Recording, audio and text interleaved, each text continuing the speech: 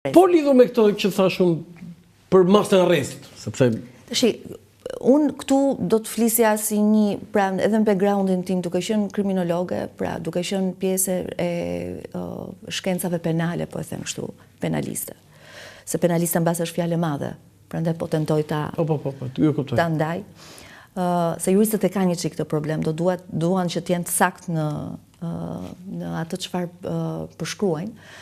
Unë besoj që ne kemi nevojë për një politikë penale shumë më të butë në konceptin dhe të kulturor, dhe të shoqërisë. Kur ti dëgjon dhe qytetarët, gjë e parë thonë po, të arrestohet, të dënohet.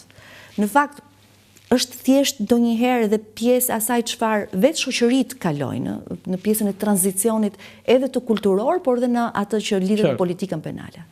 Duke patur, dhe është e kuptueshme, duke patur gjithë këto vjet një pandëshkueshmëri reale dhe një mungesë barazie përpara ligjit, vetë kjo përkthehet në këtë dëshirë për të patur sa më shumë arrest në burg, dënime etj me radhë. Do të jetë një periudhë që do të kalojë dhe kanë kaluar dhe shoqëritë të tjera këtë pjesën e ashpërsimit politikës penale. Mjafton të shikojmë Italinë, mjafton të shikojmë vende të cilat kanë sistemin romano-gjermanik, siç ne e kemi, por ka nevojë për të patur një politikë më të butë penale, për gjitha veprat penale. Dhe këtë ne filluam me iniciativën që unë ndërmor që në kohën kur unë isha ministre, rishikimi i kodit penal, një kodit të ri penal, për të pasur dhe një politikë penale shumë më të favorshme edhe Po bëjmë përpjekje për këtë zonjë? Tash, bësh një kod të ri penal nuk është gjë e lehtë për hir të vërtetës. Sepse nuk është ide merr kopje të një kodi edhe e bën ka shumë rrethana. Ka një ndryshim shumë të madh të kuadrit ligjor edhe dytësor që janë pjesë e kodit penal, dhe aq më tepër që duhet parafrohen të gjitha dispozitat me standardet e Bashkimit Evropian, edhe të legjislacionit në rastin konkret penal. Kështu që në këtë aspekt ajo besoj që është drejt fundit si proces, sepse ministri i drejtësisë e ka vijuar. Dhe shpresoj që të kemi një kod të ri, penal dhe kod në procedurë, që do doj dhe pjesën e konsultimit vetë me gjithë profesionistët, sepse thash është i vështirë të bëjmë një kod të ri. Zonjë, ju e përmendët këtë pjesën, por kur u bie juve politikanëve kjo fjala vjen në çështjen e zotit Velia, që për hir të vërtetës masa e arrestit është e egzageruar për veprën penale të paktën në fillim, pastaj se ç'ndodh i di prokuroria dhe gjykata ato. Por problemi është edhe politik. Ju jeni drejtuese e njësisë shtat prej 5 vitesh fat. Pra keni punuar me zotin Velia që ishte drejtuesi i qarkut. A ju ka dëmtuar në fushatën elektorale fakti që drejtuesi i qarkut të Tiranës është në qeli? Tani ka pasur edhe një, padyshim, ditët e para kishte atë efektin e saj, jo si një dëmtim, por më shumë çuditërisht si një keqardhje. Kur them çuditërisht, e them për faktin që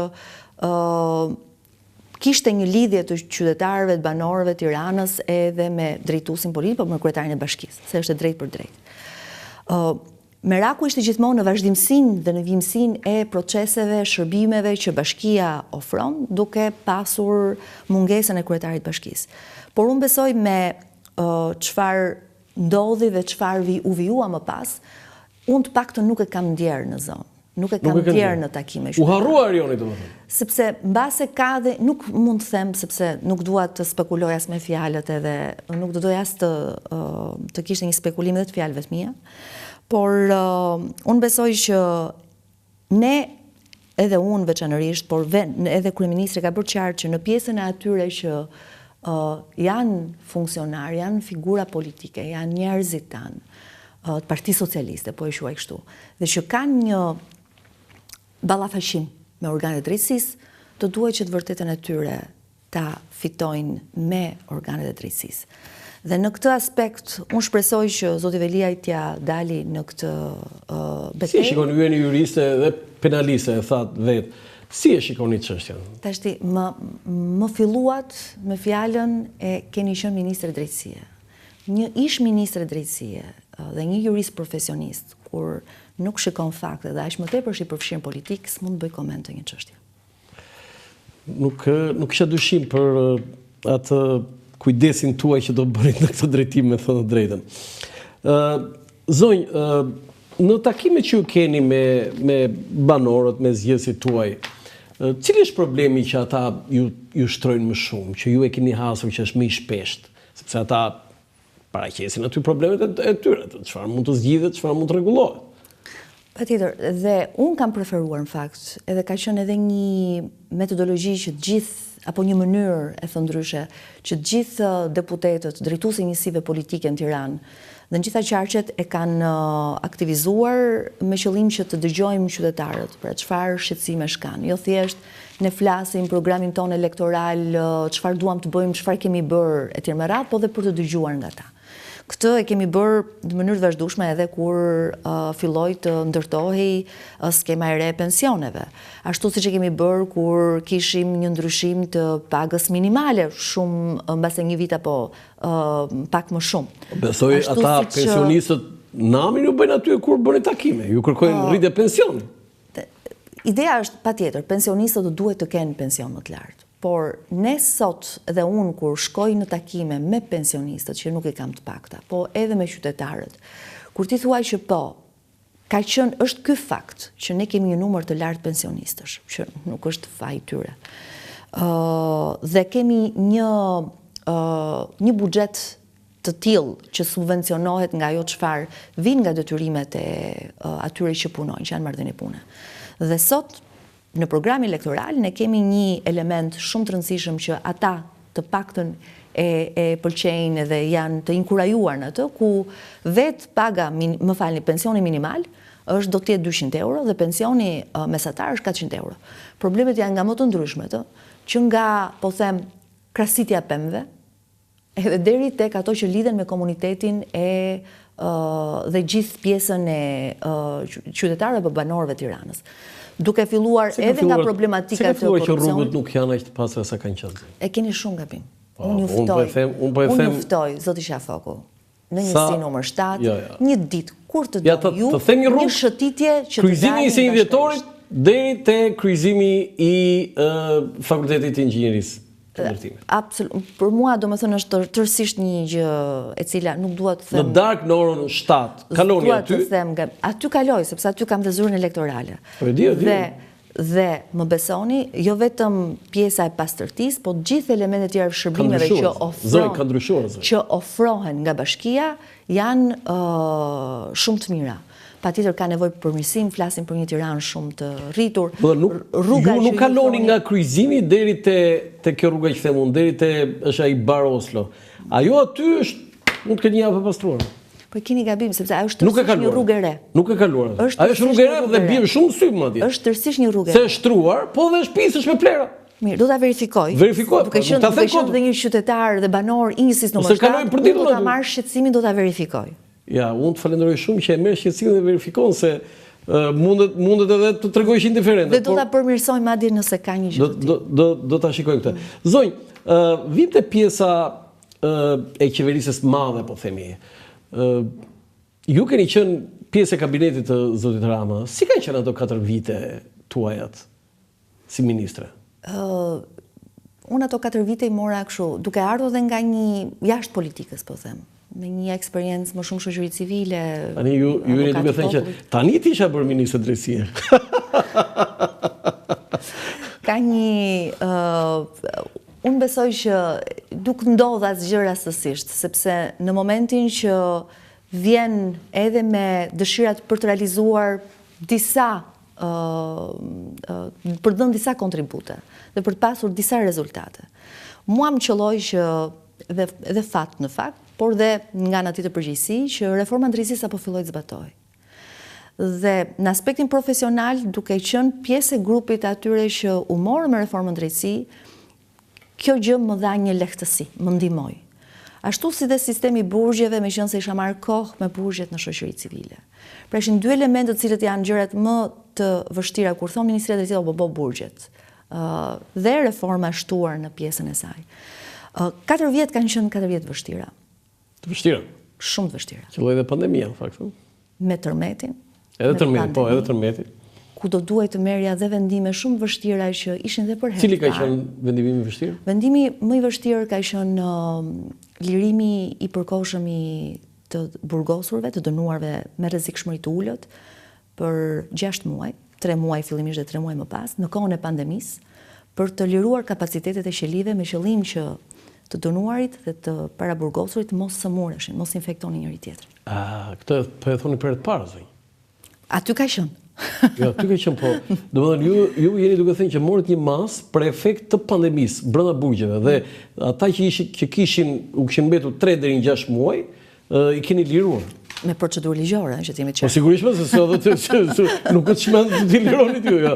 Dhe Ajo ka qenë vendimi më vështirë. Pati efekt? Unë mund t'ju them, zoti Qafoku, që në 600 të dënuar, që flasim me rrezikshmëri të ulët, 1 deri në 2 vjet, 6 muaj e tjerë, përveç një rasti që e kujtoj, i cili kishte veproi me një rast dhune në familje dhe u kthye përsëri në qeli. Të tjerët? Gjithë pjesa tjetër ka respektuar me përpikmëri çdo lloj parashikimi që ishte vendosur dhe u kthyen të gjithë në burg. Do të thënë ata 3 deri në 6 muaj ndeten në shtëpi dhe pastaj u kthyen për pjesën e tjetër mbyll. Për pjesën e mbetur. Dhe vetëm një rezultoi që bëri përsëri një krim. Dhe u kthye po. Që ishte ky person? Jo, sigurisht do thonë jemi, po me pandeminë Edhe të dua nuk e mbaj mend. E të duash nuk e marrë. Po me pandeminë si doli situata e burgjeve? Pati viktima? Ne nuk kemi pasur raste për fat mirë të humbjes së jetës në burgje. Fare. Përveç një rasti që ishte me sëmundje kronike, që ishte... Do të ka vdekur vetëm një, do të në gjithë pandemi vetëm një, nga asaj rreth 6.000, mos gaboj. Në atë kohë pothuajse kanë qenë rreth 4.900, se po më çon zoti Qafoku në disa gjëra që i kisha dhe harruar në fakt. Jo, ministre drejtësisë dhe 4 vjet ministre drejtësisë, jeni ministre më e gjatë. A e dini këtë që jeni ministre më e gjatë e drejtësisë në mbas vitit 90? Mund t'ju them edhe një kuriozitet tjetër që edhe ministre e parë grua. Edhe kjo ministria e parë. Domethënë nuk e di si u ka shpëtuar ju në gjithë pjesën e asaj që analizoni. Po keni aq shumë gra në qeveri sa e drejtësisë fola. Po mirë, në drejtësi, po keni aq shumë gra sa tani janë thyer këto. Po ja, kjo është gjë e mirë në fakt, se tash po kalojnë atë rolin tjetër të mbrojtjes drejtave të grave. Po? Duke pasur edhe këtë përgjegjësinë nga Këshilli i Evropës si raportere përgjithshme. Po të shohim edhe në pjesën e barazisë gjinore, në mundësitë që janë dhënë grave, për që në nivelet më të larta qeverisëse, për që në nivelet më të larta drejtësuese, vetëm Partia Socialiste i ka bërë. Dhe po të shohim listën sot të kandidatëve, më shumë janë gra. Pra, në listë të mbyllur në Tiranë keni 8 gra dhe 4 burra. Tani, që do thotë kuota gjinore është superuar. Kisha një zonjë të nderuar unë këtu, ju besoj njëni se Vim Arbana, e cila nuk ndan të njëjtën mendim me ju, edhe unë jam shumë dakord me atë. Do të thënë, zonjë, e para, unë do isha shumë i lumtur që të kishte gra për shkak të cilësive të tyre, jo për shkak të një rregulli 1-3. Tash, unë kam një teori tjetër në këtë dhe një filozofi tjetër që ndjek dhe jo vetëm unë. Kjo është një po them teori apo një lëvizje konsoliduar tashmë në gjithë Këshillin e Evropës, në 46 shtetet. Sot gratë në të gjitha vendet, jo vetëm Shqipëri, por në çdo vend tjetër të Bashkimit Evropian, nuk i kanë mundësi të barabarta siç i kanë burrat. Madje është shumë interesante që në një studim të Parlamentit Evropian, një studim të një organizate që është pranë Parlamentit Evropian, ishte parashikuar se nëse ne do të vazhdojmë me të njëjtat ritme që ritmet kanë qenë të shtuara, edhe për Parlamentin Evropian, por dhe parlamentet e vendeve të Këshillit të Evropës, do duhet që në 2046 të kemi një barazi midis numrit të burrave dhe numrit të grave edhe në përfaqësimin politik. Që do të thotë, për sa kohë që kemi këtë problematik, kuota gjinore ndihmon, dhe nuk do të thotë që gratë që janë me kuotë gjinore apo janë gratë të cilat janë aty, nuk kanë cilësitë e tyre, sepse kuota gjinore ndihmon që ti të garantosh që 30% të jenë gra. Por ne shohim sot që në listën tonë, edhe në listën e mbyllur, janë më shumë gra dhe nuk janë për kuotë gjinore. Janë për faktin që kanë cilësitë e tyre profesionale, personale, politike, për cilë njërisi edhe në këtë përfaqësim. Të lutem, po, për shembull, në aspektin politik mund të jetë zonjë nderuar në punë të saj, po Ilva Gjuzi mua nuk më thot gjë. Unë nuk dua të komentoj sepse nuk dua të komentoj emrat përveçëm, por dua t'ju them në atë çfarë ka qenë parimi kryesor. Po, se për shembull Iris Luarasi s'ka nevojë për të qenë politik për të bërë një emër. Iris Luarasi ka bërë emrin. Po zonja Ilva Gjuzi, thash, nuk kam gjë personaliste se njoh.